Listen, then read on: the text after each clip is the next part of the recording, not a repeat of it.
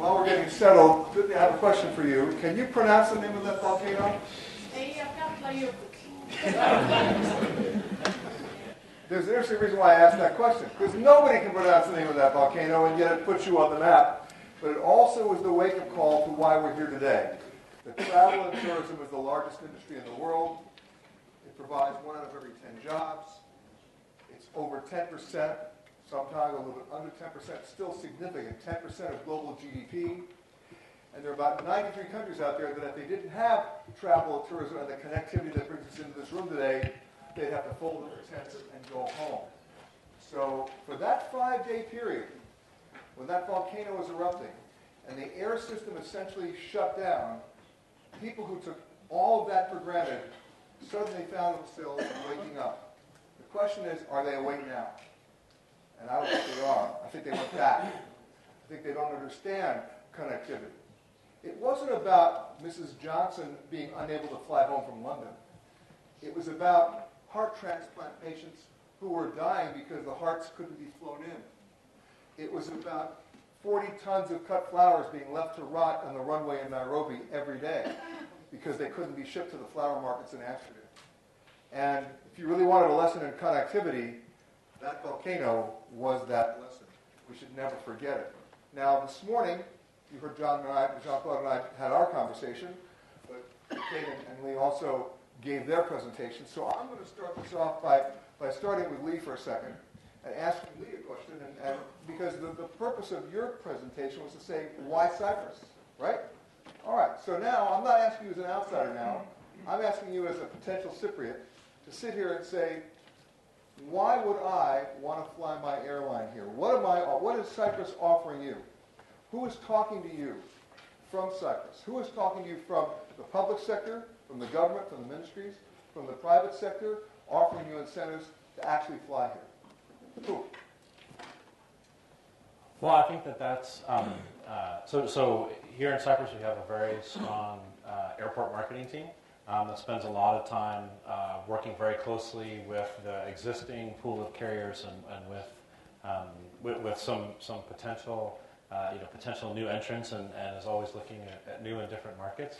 But I come back to the theme this morning about Cyprus as an experience. And I really love what Gudni said about thinking about your place isn't a destination, but it's an experience. I had the opportunity the other day to sit with the mayor of Lefkada in his office, and we had a cup of coffee, and he told me all about the community and showed me around the town. And that was a one-on-one contact that I don't think I would as an airline employee or as someone who's very interested in the success of Cyprus could have almost anywhere else. And it's that kind of one-on-one connection that is very meaningful for travelers, but also bridges the gap between thinking about Cyprus as a business opportunity, as the numbers to make something work profitably, and as a place that you want to provide on a route map for your passengers. And some of this actually historically has been accidental. I was saying this to Gudni before. When I was growing up in New York and was going to college, how did we get to Europe? We flew on Iceland Air because they offered the cheapest way to go through Iceland.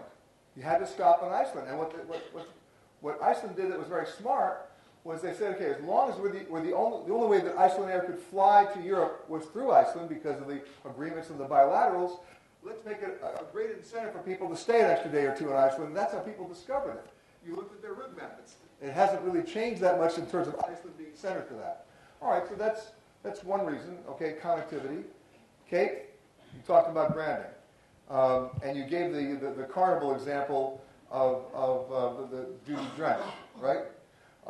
And some of that is accidental, and some of it works, some of it doesn't, about putting things on the map. But let's talk about the word branding for a second, because every destination wants to come up with a slogan. Every destination wants to come up with something really cool. Can somebody tell me the slogan for Cyprus? Cyprus in your heart. It sounds like I got stabbed.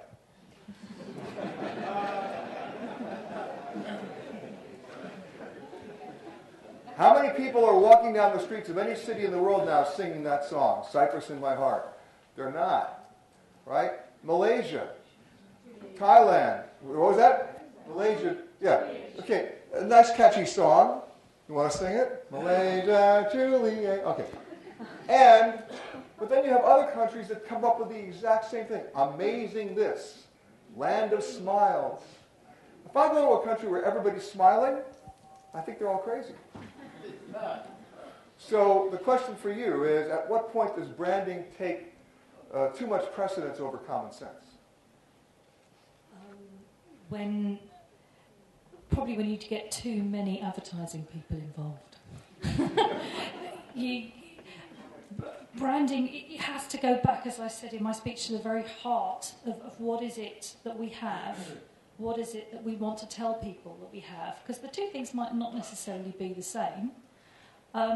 And so you have to really define what it is that you believe your target markets want from your destination and what can you offer those target markets. And it's all about emotions and experiences. The world is about experiential travel now. It is not just about sitting on a beach for 2 weeks with a sun umbrella. There's still plenty of people who want to do that, but they want the other things as well. And so what you're saying is that the destination has become incidental to the experience. It can do if you're not careful, but it shouldn't. You need to find the experience that has to be unique to the destination. That's what you need to market. What makes Cyprus different to anywhere else? What makes it the place that people should come to for whatever reason? What sets you apart from others? Don't just be another Me Too destination. Everywhere else can be a Me Too destination. You need to be yourselves. You need to be proud of your heritage, your people, what makes you Cypriots. That's what will attract other people here. Okay, now, in your presentation, and Jean-Claude brought it up this morning, right? You talked about the Azores. The Azores, 4 hours. Same difference here, 4 hours. So how does Cyprus differentiate themselves beyond 4 hours? Ooh. I need to know more about the product before I can personally give you too many insights on that. But it's understanding the product. What do the Azores have? In the same way as, well, what does Italy have? What do all the other destinations have that makes them stand out? So therefore, what would make Cyprus stand out? That's what you can't invent a differentiation. Well, you can invent it, but you then won't necessarily deliver it. All right, so let me throw it out to everybody else here. Name one thing that you can't do anywhere else in the world better than you can do in Cyprus. What was that?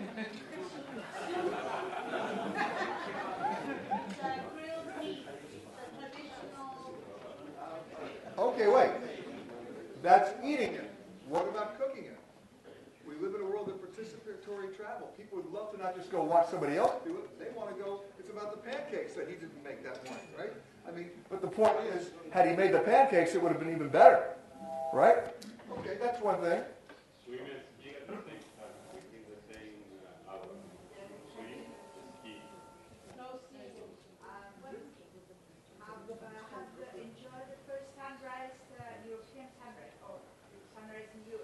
Can you please use your microphone so that everybody can enjoy the first sunrise in Europe? It's the eastern part of Europe, so you can see the sun rising. If I can challenge that, yeah. Right? Every country wants to say something like that, right? We have a territory in the United States called Guam.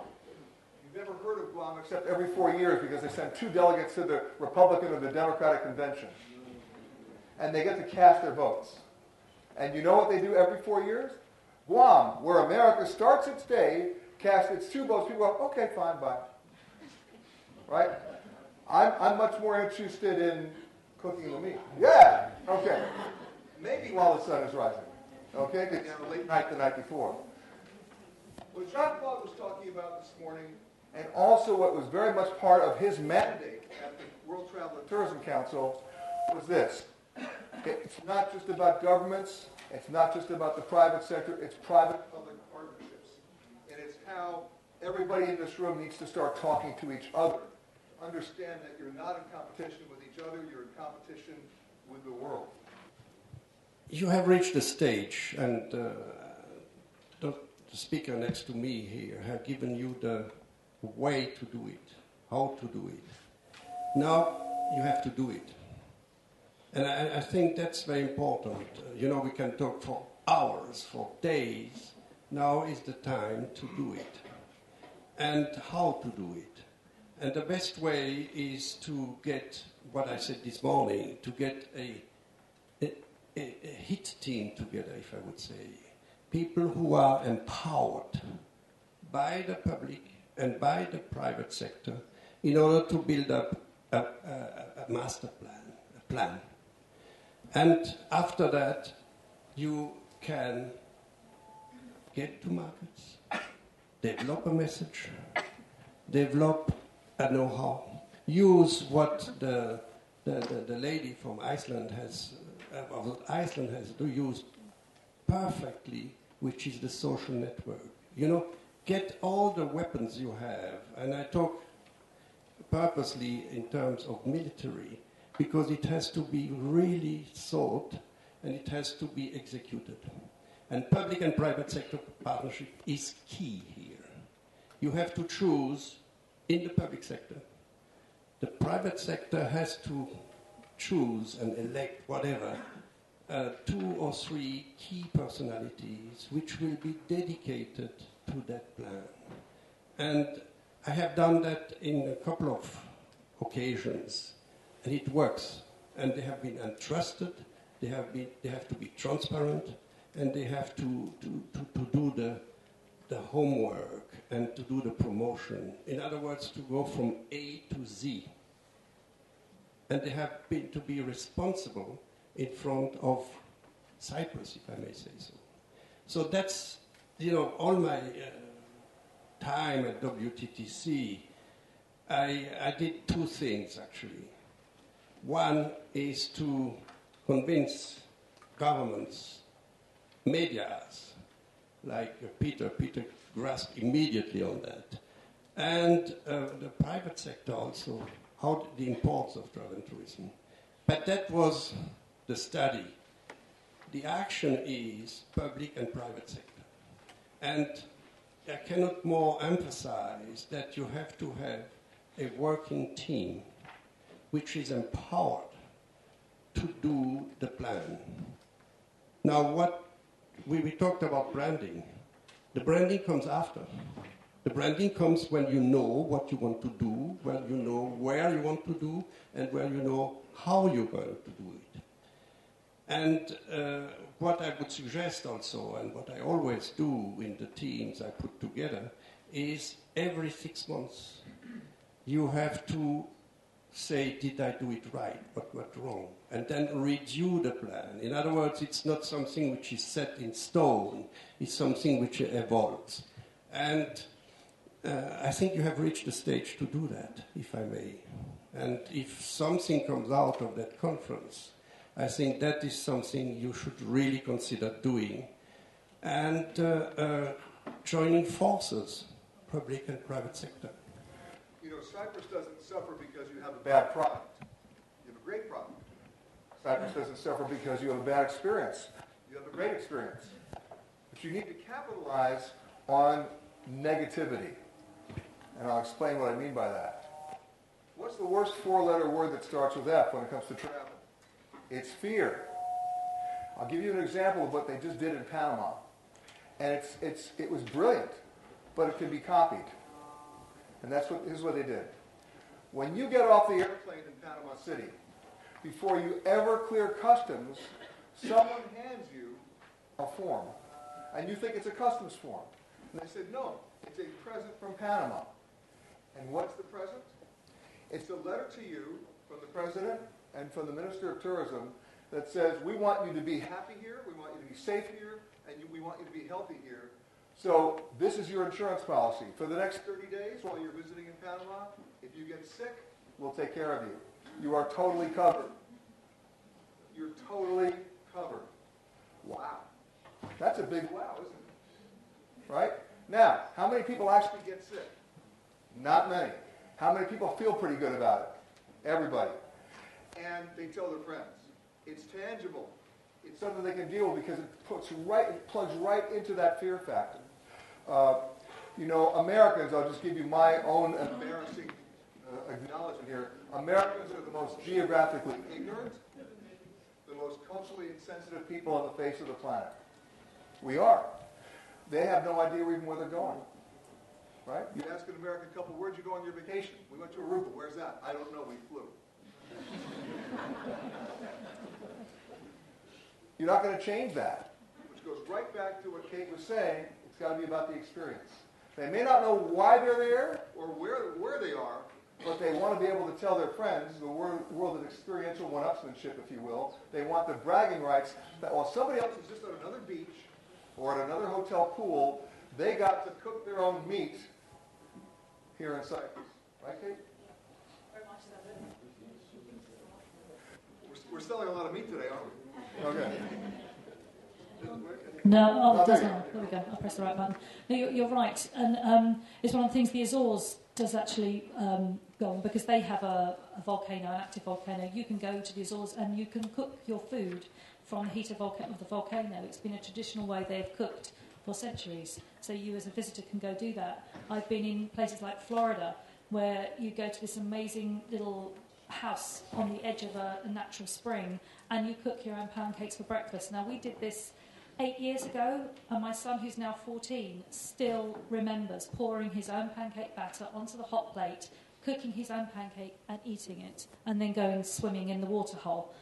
So it's that kind of thing, that those experiences where you really get into the destination, you do what the locals do, that's what sticks in your head, that's what you talk to other people about, and that's what makes you come back again. And it's also one thing, I'll give you this in 1 second, but it's also one thing about the fear of budget and the fear of limited financial resources in terms of getting that word out and promoting. And this is where the private-public partnership really works, because I'll give you an example. The islands of the Turks and Caicos in the Caribbean, they're in competition with maybe, 22 other islands, 22 other countries. And they wanted to have our television show come down there and do a show on them. Their own Ministry of Tourism said, I'm sorry, we're not interested, we have no money. The Hotel Association didn't know what to do, so one of the hotels said, you know what, it's not about us competing against the other hotels. Let's all contribute, we'll do it, knowing full well that not a single individual hotel would be mentioned in the show, because they understood the bigger picture, that the country would be recognized. And then people would certainly have to come down there. So I think you have to withdraw from the original, one-dimensional approach to marketing, saying, well, if my hotel's not mentioned, why would I do it? Well, there's a bigger picture here. No, I just want to continue on what you said. The potential of promotion is immense. I talked about social networks. But if you have all the private sector, the hotels, the airlines, the rent-a-cars, and convince them to put on their message a little part of a message for Cyprus. If you can convince them when they go to WTM, to ITB, to all those fairs, on their little stand, put something on Cyprus, that doesn't cost much. And I have done that very often.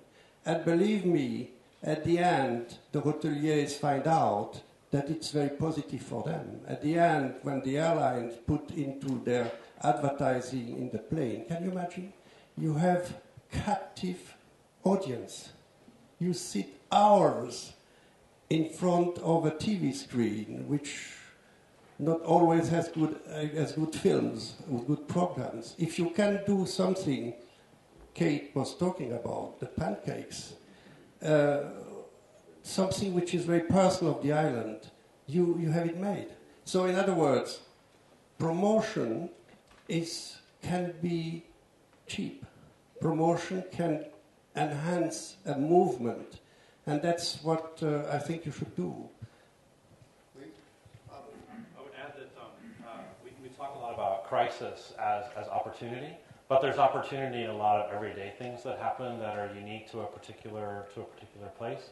And so I think about pull out a calendar and go through the list of holidays that you celebrate in Cyprus.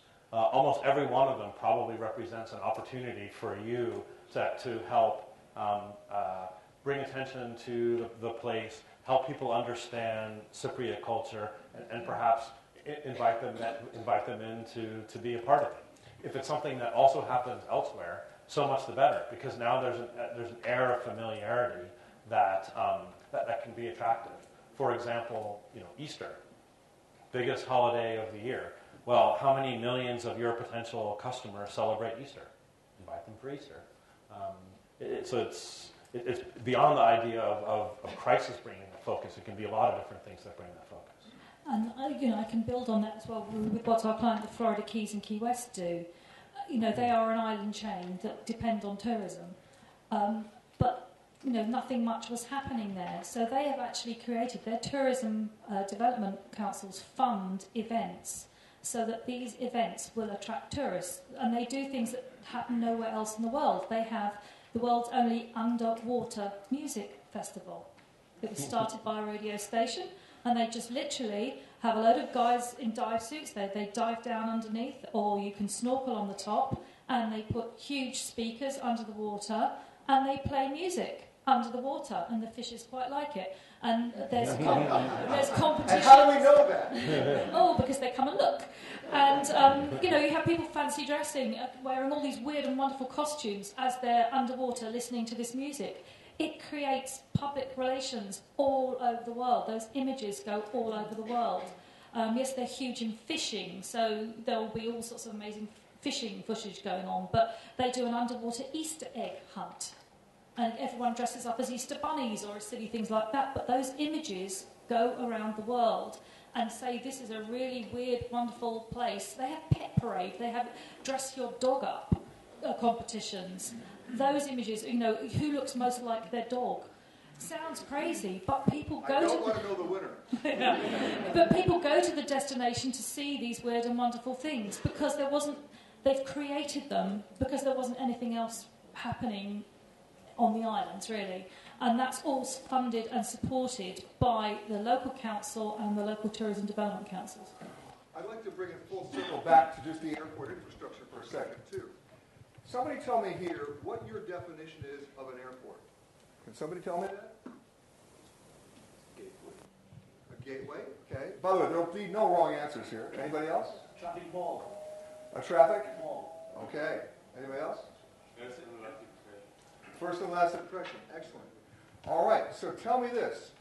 Since you said that, I'm going to come back to traffic mall in a second, but since you said that, what's your first impression of the airport here in Larnaca? Modern, functional, happy. Use your microphone.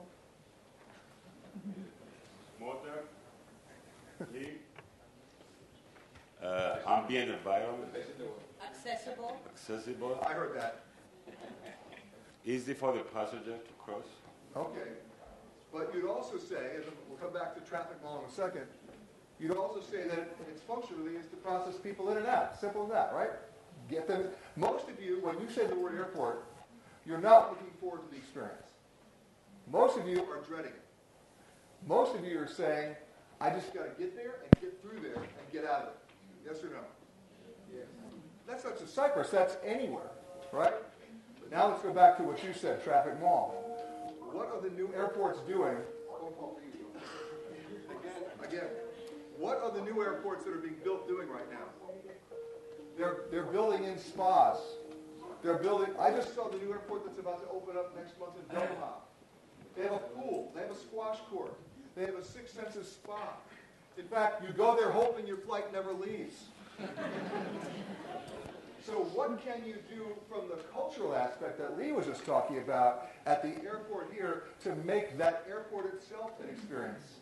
That people talk about what a cool airport there is in Cyprus. I'm just going to throw that out. Jean-Claude, you had something to say? No, I just wanted to... This one works. I just wanted to say something also. Is your Prime Minister committed to travel and tourism? Is he going to go out and say it is a priority? In Highland, when I went to Highland, they were worried if the central government, it's China of course, it's big, would allow them to do the business plan. And I saw the Vice Prime Minister of China, and he issued a press release saying that Hainan has to become an international destination. So in other words, what I want to say very simply is that the head of the country has to come out with a statement, and then you can go. Let me also just ask, is there somebody here from the CTO today? Anybody? He's not here? He is here. Okay. Now, I'm not pointing fingers at all, but I will say this. Or maybe I will point fingers. Okay? That is, don't look at me just standing up here. Look at me as the chair in which I sit. This is a media question. Okay? My audience is in the millions, right? And my counterparts, their audience is in the millions. Not just on a domestic level, but on a global level. And I'm happy to meet you today because you're the first person from the CTO I've ever seen. There's a point to be made there. And that is, you need to reach out to the influencers, to the people who make a difference, to people who have an audience, who first of all need to be educated. We need to be told about the meat. We need to be told about the surfing. We need to be told about whatever we need to be told about so we can experience it ourselves, and then we get to broadcast it. Then we get to share that experience with our audience. And as Jean-Claude said before, it's not about having an office in New York. We live in a community where we can email, we can Skype, we can do anything we want. The point is, that is key. So when we're finished here today, I hope we get a chance to talk. Because that's very essential right now, because you have two things that are happening here. It's the social media that Jean-Claude was talking about, and it's also the broadcast media. To a certain extent, a little lesser extent, it's the print media. And last but not least, it's the viral media that happens when something goes right, and God help you when it goes wrong. Kate, you have something to say? The only thing I was going to add along that lines is to something I said in my presentation about mobile. Latest research shows that people now will go through probably 3 stages when booking a vacation. The first stage will be researching on their handheld, on their telephone. So that's where they start thinking about, where am I going to go? Let's look at these websites. The next stage, they go to their tablet or their iPad, and they get more information maybe about how to get there. But when they book, they then will book online on their PC. So this means that for all of you, let's say if you're hoteliers here, if you want to attract people to be booking to you, you've got to be able to make sure your website's working on all 3 platforms, because it's got to be able to provide that information on the handheld, the information for the next stage on the iPad or tablet, and then be bookable on the PC. So don't just think you've got a great website, looks good on PC, that's enough. It's not. You now have to embrace all of these things, and you need to bring in the TripAdvisors, the Facebooks, the Instagram. All these other things have to be part of your campaign and part of your whole web development process. I'd like to open it up to some questions from the audience. Don't be shy. Yes, sir. And use your microphone if you can, and could you let everybody know who you are, too? Okay, my name is Christos Petru. I'm the Executive Director of the Mediterranean Flight Safety Foundation. And I used to be at Eurocontrol for 20 years in Brussels. Now, very interesting point about the private-public partnership. The common denominator is everybody wants to make money. The government, the hoteliers, the airports, the airlines, everybody. Now, you mentioned partnership, but how do you see this partnership being, fostered? Are you talking about a permanent institutional mechanism? Is it on an ad hoc basis? Because besides the common interest, these people, they have also conflicting interests sometimes. One is a client of the other. So do you see a mechanism created, let's say, by the state on a permanent basis with the secretariat, the meetings and everything? Or do you see a loose thing that every now and then, let's meet together, let's have a coffee and discuss things? What's happening in other countries? No, it's a very good question. I was in Japan, Troy, France, when we, thank God, had a minister of tourism who came from the private sector. And he called upon a couple of people, and he said, we have to do something together. Private-public sector partnership. We decided that it should not be institutional. It should start with a group of people coming from the public and the private sector, dedicated to start a movement and energy. And that became Maison de la France. And in the Maison de la France, you decide what you want to do. If there's a promotion to be done in the US, they put a team together and made a promotion in the US. And after that, the team disbanded. In other words, it's not an institution, because institutions tend to become, how can I say, complacent. So in other words, and that's why it's important also that you change the people in those teams. Now, how did it work? We could convince a couple of leaders in the private sector and in the public sector to join forces and to forget about their own business interests, because they knew if that would be successful, it would be good for them also. And that's what I suggest to do.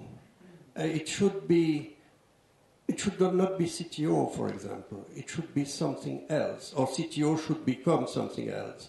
In other words, something who is able to make decisions, to put people together, to gather initiatives, and to develop a plan, and be responsible. And they're responsible to the Minister of Economy, to the Minister of Tourism, I don't know, but to be responsible and transparent. That's... I can give you a couple of examples of destinations I know and how they do it. Orlando, Florida. Their organisation is called Visit Orlando, and it is a membership-based organisation. So they have thousands of members. Membership is based on the size of I believe on the turnover of the organisation. So Disney is a member, Universal is a member, all the theme parks are members, but so is the mum and pop hotel down the road, so is the little attraction, so is the restaurant. They have thousands of members, and Visit Orlando's task is to go out there and market the destination both domestically and internationally. There are other destinations like, this is the Florida Keys. This will depend on where the funding comes from, because Visit Orlando's funding is therefore from its membership and the fees that they pay. Florida Keys, their funding comes from a bed tax, and therefore the money comes through government, so the organisation is part of government. That does mean that there's all sorts of political jiggery-pokery that goes on that, to be honest, is best avoided. So something like Visit Orlando, which sits separate to government, can make sure it employs people. Yeah, they have to be able to talk to government, but they are not politicians. They are marketing people. They are destination experts. And then Visit Florida, which is the state organisation, it's a partnership-based organisation. So they do get some funding from the state, but that has to be matched by funding from partnership. So therefore, Visit Florida's goal has to be to go out there and get the partners in, again, who pay, depending on the turnover of their businesses, that's what subscription level they fall into, but then they can be part of the marketing projects. There will be a pay-to-pay basis, all sorts of activities that are put together by Visit Florida that they can pay to participate in or not, but certain things they will always be part of. And it's Brand USA, the new American destination marketing organisation, was based on what Visit Florida does, because the model has been there for about 10-15 years now and it works. So they did a heck of a lot of research in the States to work out how they should structure this organisation. It is non-governmental, but oversight is the Department of Commerce, who will be the ones who are saying, don't like how you're spending that money, justify it. Particularly strong at marketing the region to its carriers. So Orlando is not the most difficult place on earth to attract airlines to. But what Visit Orlando does particularly well is Orlando as a region has an image that overall as a destination, largely grounded on Disney, but there's a lot more to it.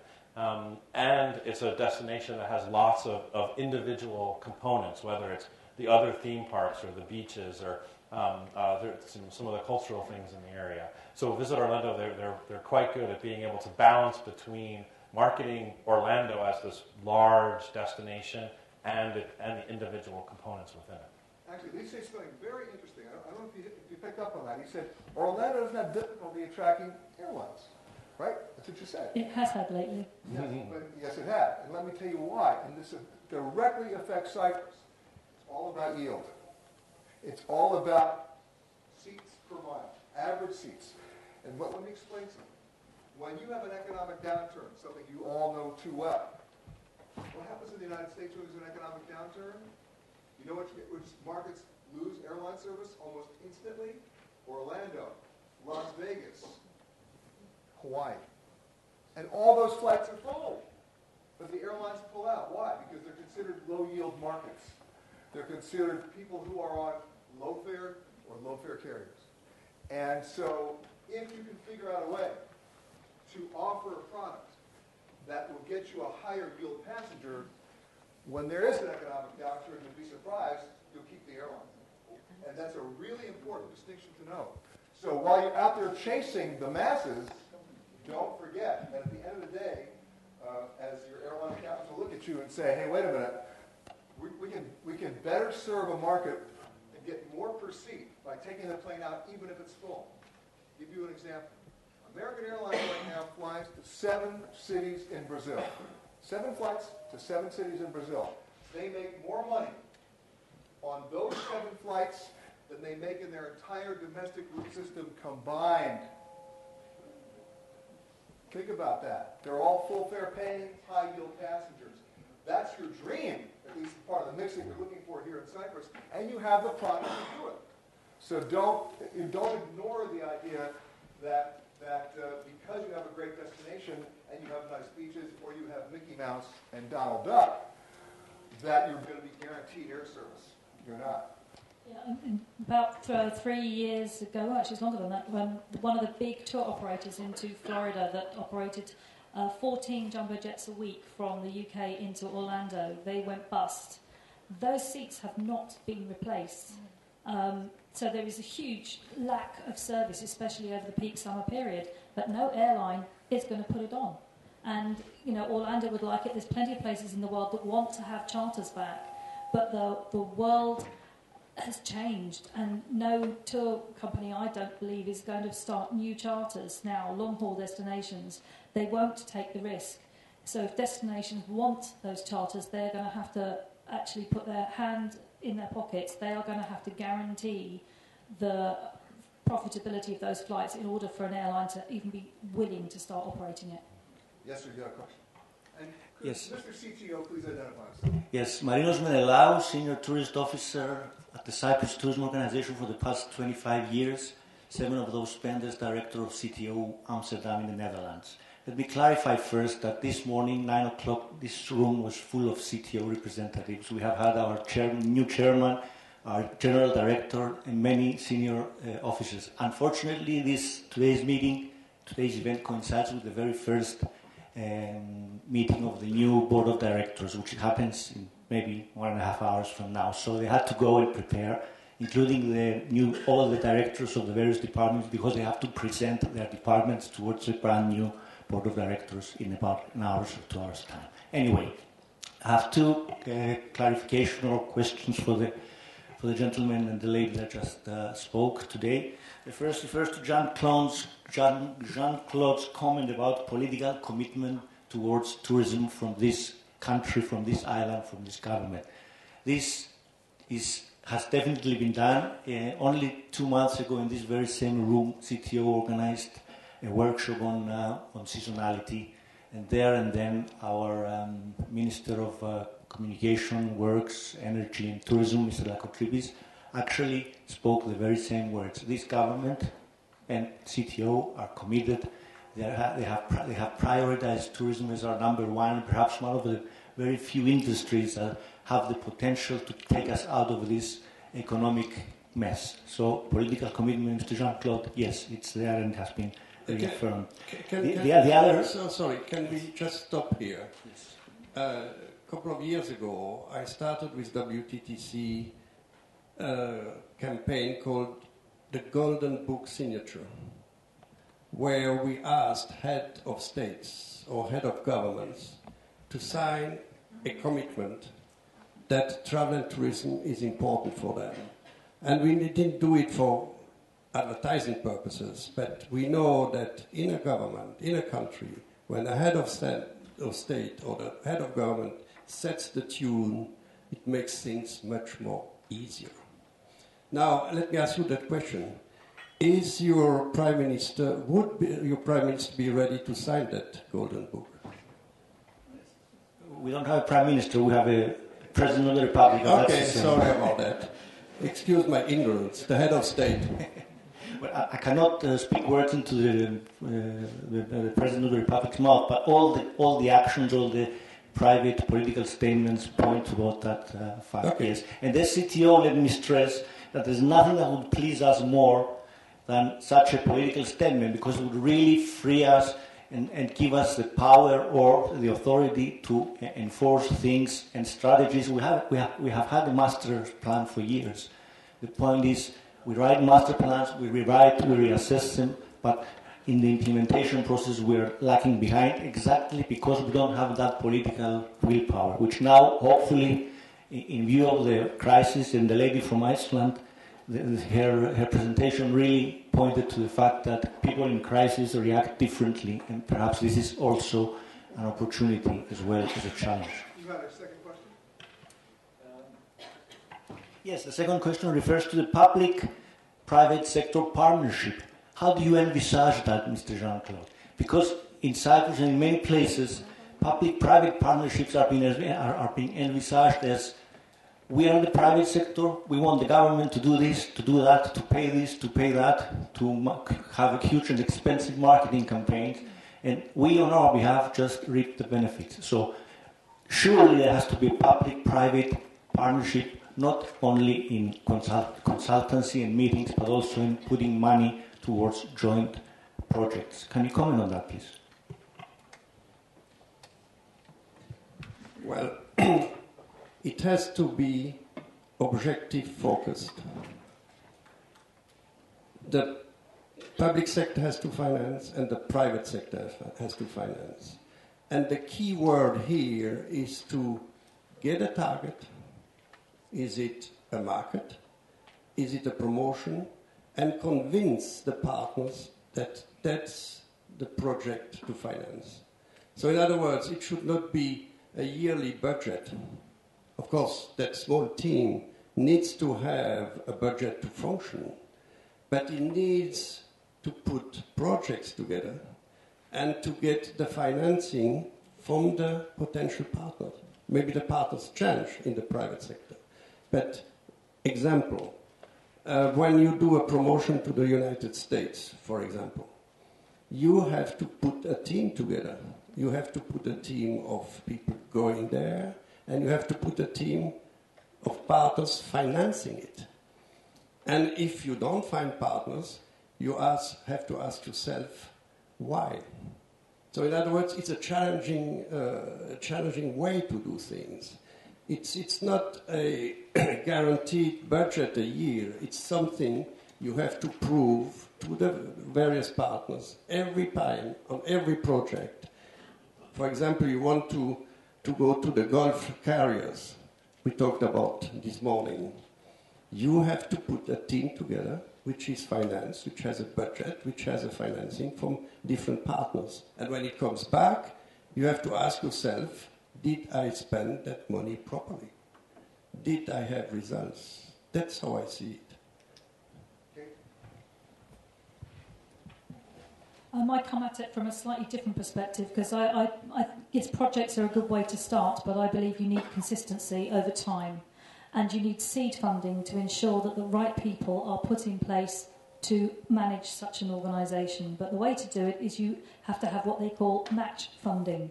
So the government says, we will give you this much money from state funds, from government funds, but you have to go out to your private industry and they have to match it.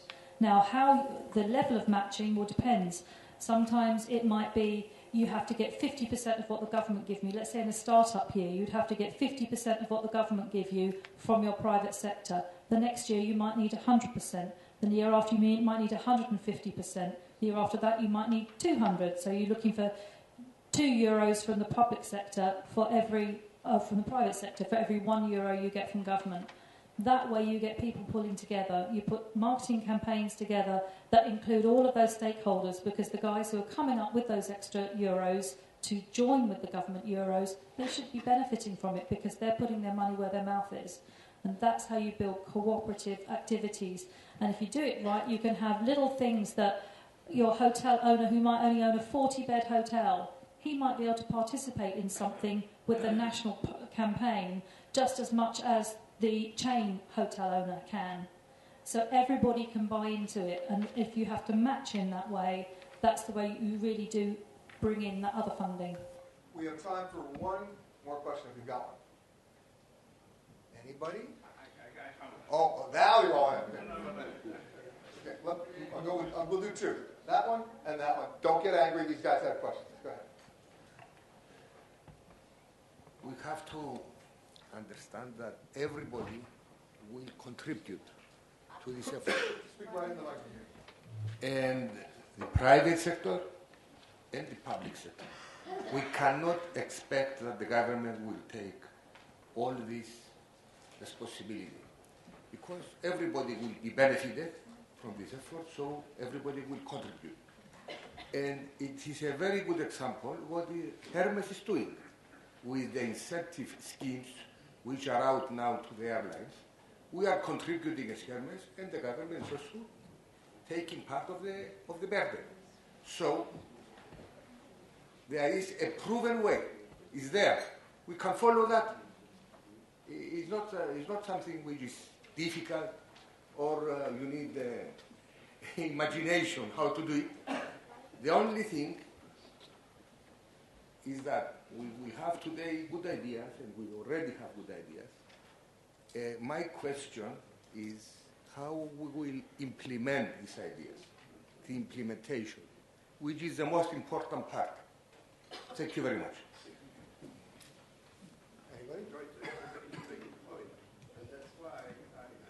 It's a very valid point, because it's the key point. We can talk and talk and talk, and nothing is happening. You have to put together a team who is going to put a plan together, who is going to consult all the stakeholders, and who is going to put a budget together. And then when I come back to what I said before, it has to be objective focused. Once the business plan is put together, you go to various markets, the approach to the markets, and it has to be accountable to a kind of a board where public and private sector partners are sitting, and they have to be responsible. So you have to build a team. You have to build a team who is responsible for that. Task force. Task force. That's a good word. Yeah. And do that. That's the only way to do it. Last question out of there. In fact, it's a related question. And your name, sir? Petros. I'm the lawyer for Hermes Airport. The last question has to be asked by a lawyer. My question is about the plan, the National Comprehensive Tourism Plan, which becomes apparent that a country needs to promote tourism. What are the elements of this plan? How the plan consists in other examples you've seen? And what you found missing in our country that we need to include into this implementation plan? Let me try to interpret that question very quickly to go to all of us and ask the question that you just asked the last one. What's missing? What's missing? Well, he said, well, what's missing in the plan? Yes. If I may help on the discussion, what was mentioned by the lawyer, which is a legal standpoint, was a part of a self-criticism made earlier by my friend Mr. Menelau, CTO. Two key words were missing, and that's why the rate of success of the implementation of our strategic plans of decades and decades and review of two key words were missing very loud and clear. Lack of implementation due to lack of coordination and totally absent accountability.